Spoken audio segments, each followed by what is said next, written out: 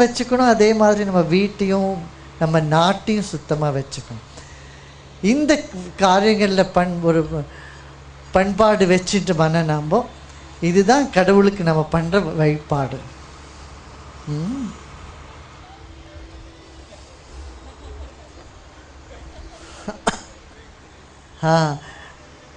30 வருஷம் ஆயிருக்கு இப்போது நம்ம ஆர்ட் ஆஃப் லிவிங் ஆரம்பித்து.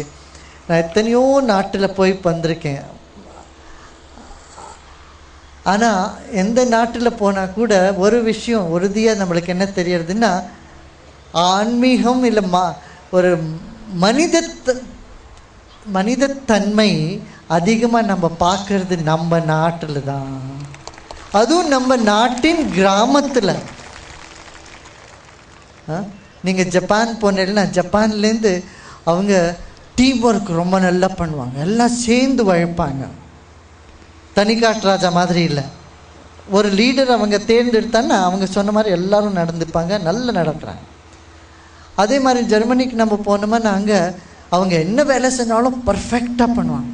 டைம்னா டைமு 7 மணின்னா 7 மணிக்கு இருப்பாங்க. ஒரு செகண்டு முன்ன பின்ன இருக்க போகாத. அவங்கக்கிட்டேருந்து நம்ம அதை கற்றுக்கணும், ஜெர்மனிலேருந்து. அதே மாதிரி வெள்ளைக்காரர் பிரிட்டிஷ்கிட்டேருந்து நம்ம என்ன கற்றுக்கணுன்னா, அவங்க இந்த மேனரிசம்லாம் ரொம்ப நல்லா இருக்கும். வாங்கன்னுவாங்க, உட்காருன்னுவாங்க. ஒரு மாதிரி அவங்க பேச்சுவார்த்தை மற்றவங்களோட எப்படி பண்பாடுன்னு சொல்கிறோமோ என்ன சொல்லுவோம், மேனரிசம், பண்பாடு, அது அவங்கக்கிட்டேருந்து கற்றுக்கணும். அப்புறம் அமெரிக்காவுக்கு நம்ம போனோமா, அவங்கக்கிட்ட என்ன கற்றுக்கணும் தெரியுமா? அவங்க அமாவாசை அன்னைக்கு ஒரு சந்திரனை விற்றுட்டு வந்துடுவாங்க. அவ்வளோ புத்திசாலி. மார்க்கெட்டிங் பண்ணோன்னா வியாபாரத்தில் அவங்கள விட்டா இல்லை. அமாவாசை அன்னைக்கு ஏதோ அங்கே தெரியுது பாரு சந்திரன், அதை விற்றுருவாங்க. அப்படி காமிச்சிட்டோம். அவ்வளோ அவங்க இந்த வியாபாரத்தில் அவ்வளோ ஒரு கலை தெரிஞ்சவங்க. இப்போ நம்ம நாட்டுக்கும் அணுவெல்லாம் எவ்வளோ $60 பில்லியன் நம்ம நாட்டுக்கு விற்றுட்டு போயிட்டாங்க.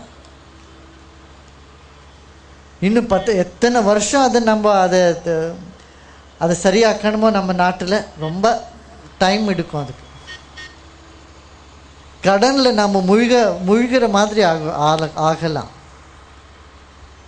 இந்த அணு இதில்.